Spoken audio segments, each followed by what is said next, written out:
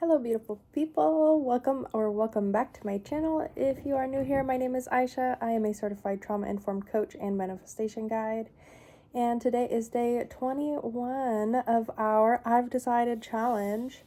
This challenge is all about deciding that you are who you say you are experiencing what you say you are experiencing, and you are living in the end of being the person who has your manifestation and experiencing your manifestation right here, right now, already. So the principle of this challenge is to create that state of being within yourself of it's already done. I've already decided. This was inspired by Neville Goddard's I Am in Barbados lesson, where he learned the concept of constructing in your mind the reality where you have what you desire and living from the end. So living from that place of I'm already here, I have already arrived. Allowing yourself to feel and think and act as the person who already has what you desire. And today's lesson is going to be another heart-to-heart. I really love doing these, and as I progress on my channel, we're going to get more of these types of lessons. We are going to cover more of these intricate topics and the deeper topics, and getting beyond that surface level understanding of manifestation.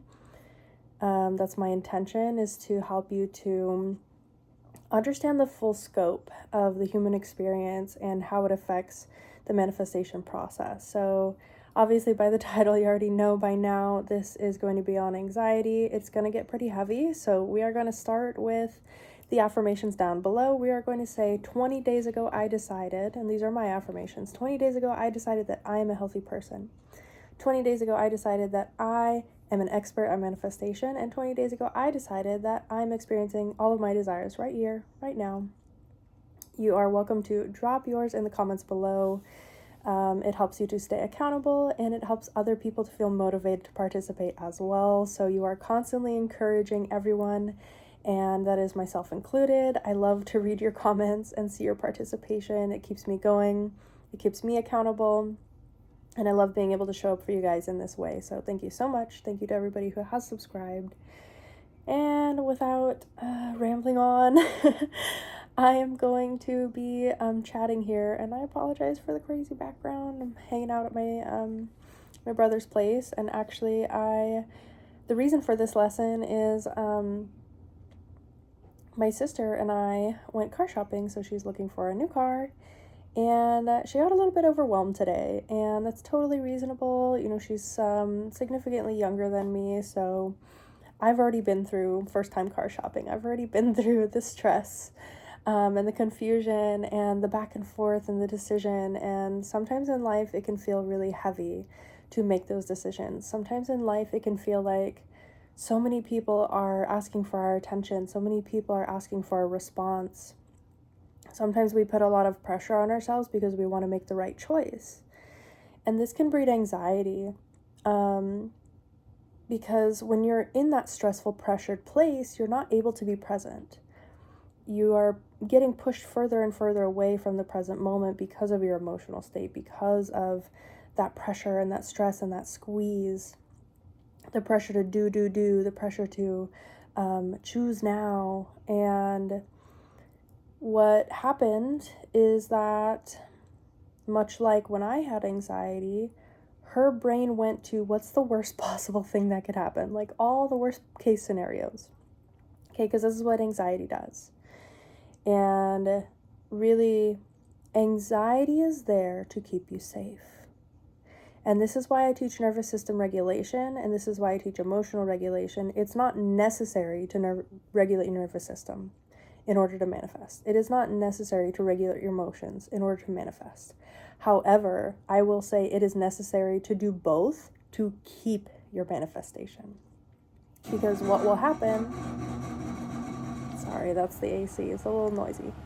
What will happen is you will get the manifestation because it's your beliefs and assumptions, it's your thoughts, truly, that begin the manifestation process and ultimately determine what you are going to receive, because you get what you believe. And this changes your emotional responses and your behaviors and your results and your identity and so on and so forth. So I, many times in my life, have felt anxiety, have felt stress, have felt pressure and negative emotions and anger and all of that, and I've manifested what I desired. The problem comes in keeping it. And anxiety is one of our biggest blocks as a human being to keeping our manifestation for the long term. Because we can get ourselves all nice and ready and prepared and in a great mood, and we're really gaining that momentum and we really believe that it's going to happen for us. And then anytime something doesn't go according to plan, if your brain is wired for anxiety, if it's wired to predict the most negative outcome, you will go back into that. And without the proper strategies and support, like, I'm so grateful today I had the maturity and the presence of mind, and I have the experience to be able to have coached my little sister through that and been supportive of her. And like, it was kind of emotional for me to watch, because I didn't always have that when I was younger. I didn't always have someone there who could support me in that way. So I feel really privileged I could do that. Sorry, I got some eyelash in my eye or something. But I feel really privileged I could do that for her, and that's why I wanted to share, because I know that I am not the only one who's ever had anxiety. I know that the people that I know who have anxiety are not the only people in this world who struggle with anxiety. And I know firsthand on how many times my anxiety blocked my manifestation. So the way anxiety blocks your manifestation is it steals your focus. It's all consuming in that moment. When you're feeling pressed and you're feeling that anxiety and your body is having that response, your nervous system is kicking in, what it's trying to do is solve all the problems that it's thinking of, right? In this moment, it's going to think of, okay, if this thing happens, then this thing might happen, then this thing might happen. And what's the worst case scenario? So we can mentally prepare for it. And the reason that you're trying to mentally prepare for it is because you don't feel like you can emotionally handle it. You don't feel like your nervous system can handle it then. Anxiety can also stem from a form of perfectionism, but most cases it's your brain can't handle the present moment difficulty. And that present moment difficulty is a trigger to think of all these negative thoughts that will be a future moment difficulty. And between the now moment and the time that your brain is predicting you will go through those negative experiences, your brain is simultaneously trying to solve all of the problems in one go. It's trying to fix this emotion. It's trying to fix the dysregulation, or it's trying to justify it. And you'll know the difference. You'll know if your brain goes to anxiety and you're like, okay, well, if this happens, then I guess here's my solutions. I could do this, but maybe that's not going to work. Okay, but I could try this. If your brain goes into problem-solving mode, that means your anxiety is coming in as a protector to make sure that you have enough solutions to navigate this present moment and all the moments that you believe will follow. If your anxiety is coming from the other state of being, which it really depends person to person how you feel, but sometimes that anxiety is playing a role not quite of a protector, but it can just be a distraction. It can be pulling you away from the present moment so you don't have to feel the pain of the present moment, because you're stuck in this loop of, if I just spiral and be anxious, I don't have to make a decision right now. If I focus on the problems that haven't yet happened, I can take my attention and awareness off the problem here now, and in that way it's a form of dissociation. Anxiety can also take the form of like keeping you feeling a sense of false control. Because again, in terms of like dissociating from the present problem, instead if you're shifting your focus to imaginary problems that you can then go on to solve in your head, solving those imaginary problems in your head gives you a sense of power when in the now moment you're experiencing a powerlessness. So anxiety can manifest in so many different ways. Most often it's going to feel like a dysregulated nervous system. So you might feel a sense of panic in your body. You might have some tightness in your abdomen or your chest. You can feel maybe a little bit of hyperventilation. Maybe you will cry. Maybe you will feel completely like a ghost where all the emotion drains from you and all you feel is this stress and pressure. It can manifest again in many, many different forms, but learning what that feels like in your body and being able to identify, oh, this is the feeling of anxiety. Right now, my body is telling me that we feel anxious, and I'm going to thank my body right now. I'm going to thank this warning system for telling me that there's some perceived threat, there's some perceived danger. Either it's a threat to your ego, it's a threat to your self-esteem, it's a threat to your actual physical safety, it's a threat to your mental safety or stability, it's a threat to your emotional safety or stability. And most of the time that's when it's coming out, or it's preventing you from feeling incapable of handling that now moment. So it'll take you away. So instead of having to sit with that feeling of I'm not capable of handling this problem in front of me, it'll create another problem to distract you with, to deflect. So by the way, I am not a licensed psychotherapist, so none of this is therapy advice. This is something I know from my own firsthand experience, as well as studying this for 14 years now. Almost 14 years now I've been studying psychology and human behavior. 14 years ago I got diagnosed myself with anxiety and depression, and that's what started my conscious manifestation journey of trying to figure out what's going on with my brain. So if something I'm saying you don't agree with or it doesn't make sense to you, you're perfectly entitled to feel a different way. I'm not speaking on behalf of every single human being who has anxiety. These are just the patterns I've noticed in myself, in people I know personally in my real life, as well as clients that I have coached and watching their patterns of anxiety. So as long as you can remember, anxiety is there protecting you from something. It's a part of you that doesn't want you to feel the difficulty you're going through. It's a part of you that actually wants to prevent you from experiencing further difficulty. It is a part of you that loves you.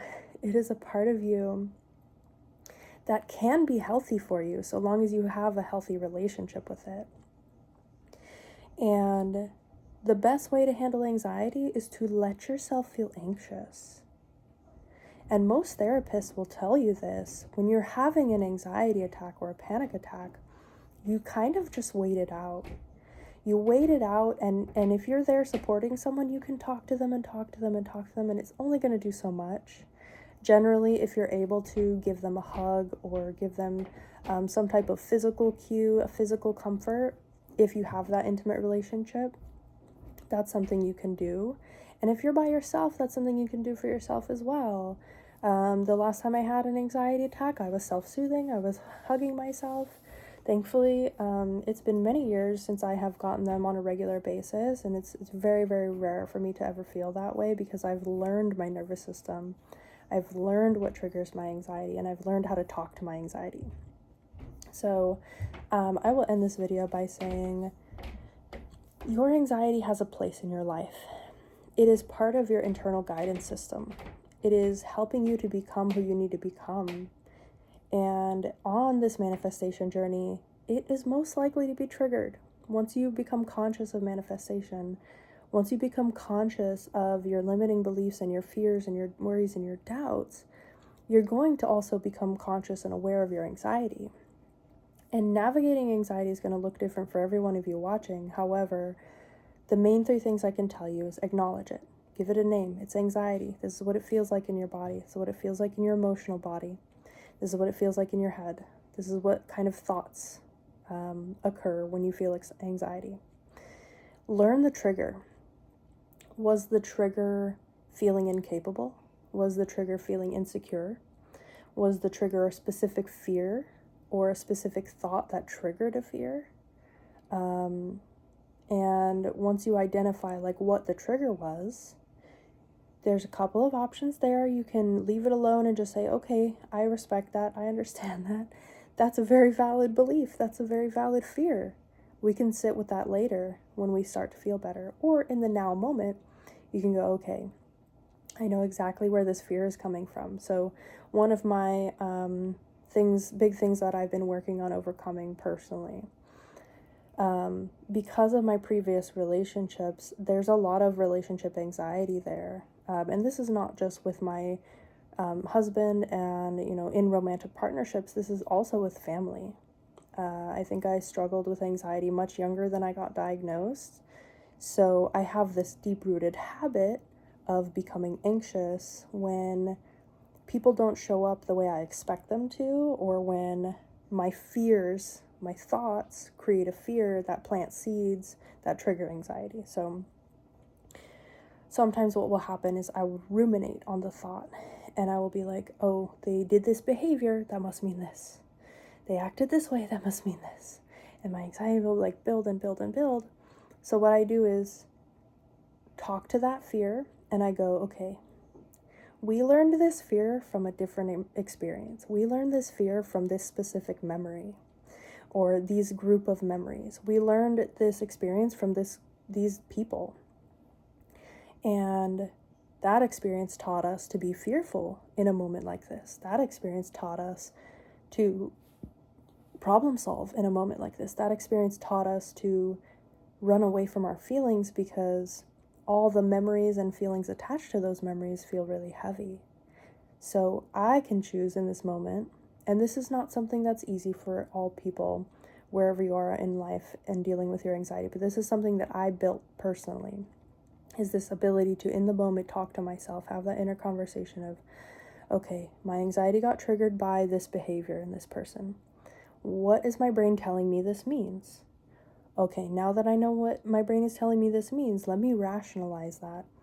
Is it helpful to think that way? Is it building me up? Is it bringing me closer to my desires? Or is it bringing me back to my old habit, back to my old patterns? And is it time to maybe give it a different meaning? And maybe the meaning is just, I used to feel this way. I used to be triggered in this way.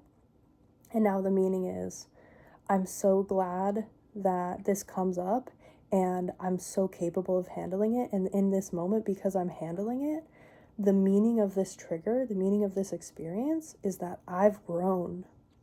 I have overcome this anxiety. I've overcome this fear, and that feels much more empowering and good. And so whether you're ready and capable to have those inner conversations, or all you can do is sit with the anxiety and let it pass, that's fine. Be where you are. Because the final stage is just accepting it for what it is, surrendering to the moment, letting go of trying to control or force yourself to not be anxious, or force yourself to solve the problems, or force yourself to figure it out in that moment. Inshallah, we all have enough time beyond our final anxiety attack to navigate the situation and get to better days. But having an anxiety attack is just one moment. Feeling the sense of anxiety is just one moment, and the moment will pass. And the easier, like the more calm you can be, the easier it is to let it pass. And so accept it. Accept that that's where you are in your journey. Accept that those feelings came up, and consciously make an intention to say, next time I feel anxious, next time I feel stress, next time I feel triggered in my body, I'm going to do my best to manage it. I'm going to do my best to understand it. I'm going to do my best to accept it. I'm going to do my best to let it do its thing, let my emotions tell me what they need to tell me, learn from them, observe them, and be on my way, and continue going back to, I've decided I'm not going to let this control me. I've decided I'm bigger than this problem. I've decided I'm stronger than this.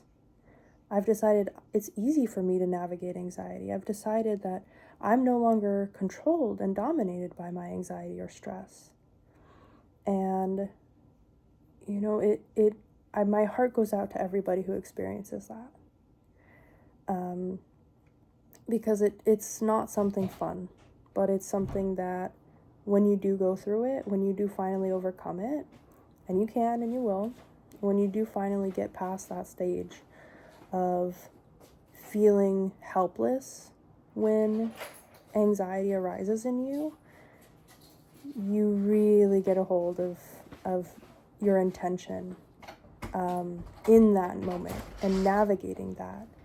And you really get a hold of your thoughts, and you exercise your self-control in a way where you can manifest through the anxiety. That's one of the goals, is to be able to let the anxiety do its thing and manifest through it anyways, and persist in the new state anyways. So I didn't expect it to be this long. All my videos seem to be around 20 minutes. That's an assumption of mine, I know. But truly, like, I pour my heart out into these videos because I want this world to be a better place. I want this world to be a positive experience as best as it can. I want you to feel supported. I want you to feel like you can do this. And mostly I teach from my own struggle, my own history, because there was a time I didn't think that I would be here today. I didn't think I'd be able to be in a coaching position. I didn't think that, I didn't think I would amount to anything, to be honest, because my anxiety controlled me. My thoughts controlled me. And once I learned how to control my thoughts and put that chapter of my life to an end, I am so at peace in the storm that now I know for sure in my heart I can do anything. Anything is possible for me. It's only a matter of time. It's only a matter of manifestation. So I really appreciate everybody who took the time to watch this far. It means so much to me, and I am praying for everyone out there who's going through anxiety, who's going through a tough time, who is experiencing stress, pressure of any kind. Just know that if you persist in the best version of you, if you persist in the you that has faith and hope and believes that things will get better, that things will get better, it's inevitable. I'll catch you in the next one. Bye.